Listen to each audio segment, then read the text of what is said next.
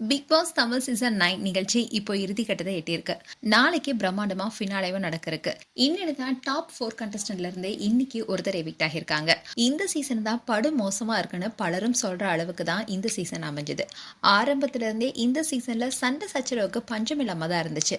அதுவும் அநாகரிகமா பேசுறது, அநாகரிகமா நடந்துக்கிறதுன்னு பல விஷயங்களும் நடந்தது. இதை தொடர்ந்து தான் நாளைக்கு கிராண்ட் ஃபினாலேவா நடக்க இருக்கு. ஸோ இதன் காரணமா நேத்து அண்ட் இன்னைக்கு 4 ஃபைனலிஸ்டோடைய பயண வீடியோ ஒளிபரப்பானுச்சு. நேத்து தான் விக்ரமுடைய பயண வீடியோ வெளியான நிலையில இன்னைக்கு மீதி இருக்கிற 3 கண்டஸ்டன்ட்டுக்கான பயண வீடியோவும் ஒளிபரப்பாக இருக்கு.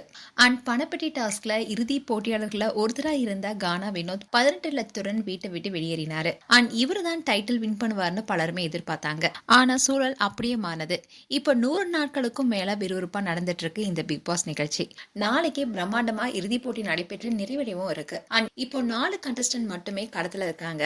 நாளை யார் அந்த வெற்றியாளர் என்பதை அறிய ஒட்டுமொத்த ரசிகர்களுமே ரொம்பவே ஆவலா காத்துட்டு இருக்காங்க. இப்போ அந்த டாப் கண்டஸ்டன்டா அரோரா, விக்ரம், சபரிநாதன் அண்ட் திவ்யா கணேஷ் இவங்க தான் இருக்காங்க.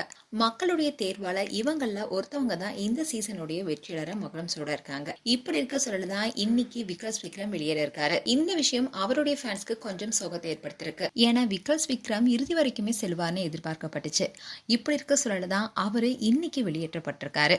அண்ட் இந்த சீசன்ல யார் வெற்றி பெறாங்களோ அந்த நபருக்கு 50 லட்சம் ரொக்க பரிசும் பிக் பாஸோடைய ட்ராஃபியும் கொடுப்பாங்க. சோ இதை பார்க்க ஃபேன்ஸ் எல்லாருமே காத்துட்டு இருக்காங்க.